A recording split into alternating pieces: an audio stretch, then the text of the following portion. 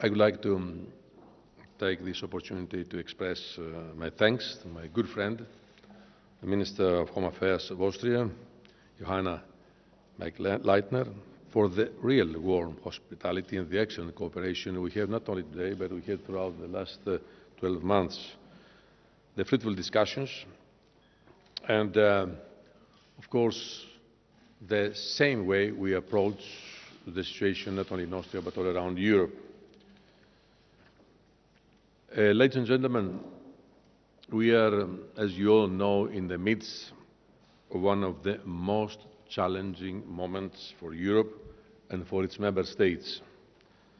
Thousands, tens of thousands of desperate people reach our shores or try to cross the European Union's land borders every day.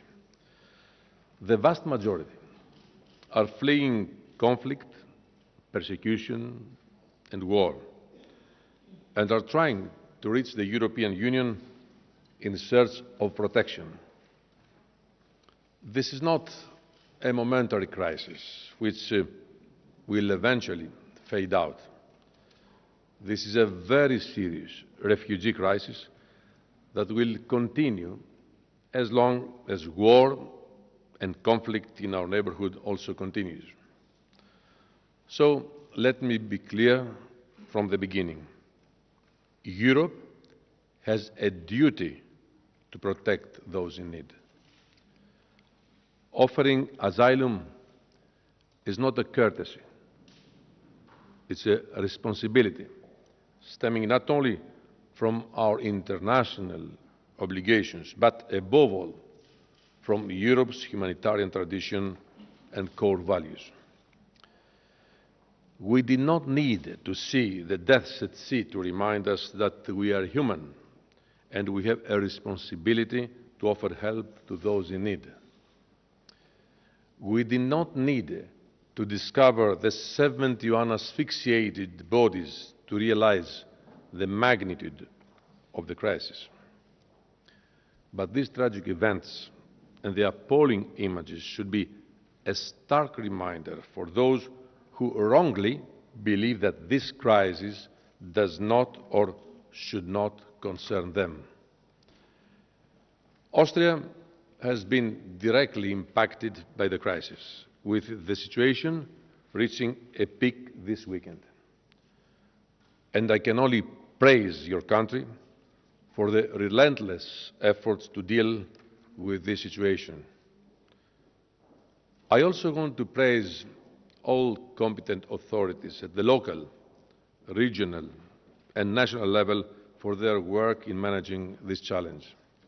And of course, the extraordinary coordination efforts of Minister Johanna Leitner. My thanks also go to Germany. Austria's and Germany's generous gesture to welcome refugees due to the emergency situation in Hungary and the outpouring of affection and support from citizens, volunteers and NGOs is an example of European humanity and solidarity. I think we all understand that the refugee crisis is not just Austrian, Hungarian, Greek, Italian or German. It is a European crisis. Just 1.5 years ago, everybody believed that the migration crisis was a problem of southern European countries. In only a period of 1 year, it became European. And in certain cases, it has global dimensions. Therefore, Europe as a whole must provide swift responses to the ongoing developments. That's why last week I was in Calais, in France, and in Kos, Greece. That's why I'm here today and why I will go very soon to Germany and Hungary, to put in place the set of actions which are included in the European agenda on migration that we know, that as you know, we adopted already in May. Today, I visited this center here in Traiskirchen, and talk to refugees there. I have created also my own opinion, and I would like to praise once again Austria for having set up this reception center, where you can see that refugees are treated in a very human and decent way. This visit helped me to get a better insight of the hardships of these people and the challenges Austria is confronted with. But Europe is here, by Austria's side. The European Commission is here to support your country in every way possible. For example, we have already decided, as the Minister just said, to give Austria over €5 million in emergency assistance under the Asylum, Migration and Integration Fund. This money will be used to support your reception capacity and to increase your administrative capacity for processing asylum requests.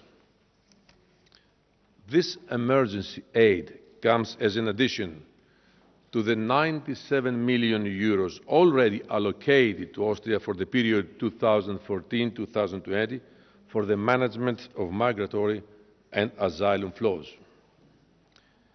In parallel, we are working on a political level to ease the pressure from the Western Balkans route. To this aim, we will organize in October a conference where we hope to increase and deepen cooperation with the Western Balkan countries and tackle the problem together. Moreover, the Commission has just launched a region-wide support programme for migration management in the Western Balkans and Turkey, totalling €8 million. Supporting frontline member states like Greece and Italy, we also have a positive impact on Austria. That's why we proceed in the framework of the European Agenda on Migration, relocation schemes to relieve pressure from these countries. We have also allocated funds and resources to establish hotspots in these two countries to help with immediately identifying and fingerprinting the incoming migrants. This is a precondition for a successful implementation of the relocation and return mechanisms. We have also offered Hungary manifold support, and we hope the Hungarian authorities will accept it in a spirit of cooperation. I am also well aware that the current Dublin system needs to be thoroughly reassessed. In a few months, the Commission will begin the review process to identify the problems and shortcomings. And as I have said before, I stand ready to make the necessary improvements. In the meantime, it is essential that Member States show solidarity in the current circumstances and do their part for the implementation of the relocation scheme.